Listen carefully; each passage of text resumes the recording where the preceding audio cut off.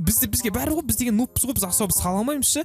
Бізге ең басты салсақ болды. Әдемі болсын, әдемі болмасын ше, ну бәрібір ше. Әдемі болса да, әдемі болмаса да, мені подписчиктер деген көрермендер түсіну керек, братан, ары баршы. Осы жерге деген біз деген баш деген ары бар ғой, маған болмайды свинка жеуге. Мынаның бәрін аламыз да, біз деген енді мына жерден көтеріп енді деген бұны қалай нетсек болады екен, жарты аяғын салып алайықшы. Ben деген өзі негізі таштек қой, қалай ойлайсыңдар? Таштек пе ол? Таштек қой.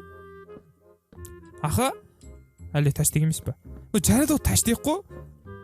Және де ол кішкентай, бойы оның кішкентай. Аха, былай салсақшы. Көкте тұр. Ой, былай салсақшы. Типа аяқ киімі, кроссовкасы, тік кетеміз деп, біз мына жерден сала береміз, яғни төртеу аяғы болады. Вроде нормальная идея деген ойда, енді ешкім ештеңе демейді шығар. Вот кеттік, біз аяғын тұрғызып алайық. Бірінші мынау осындай беннің, яғни ол ит қой.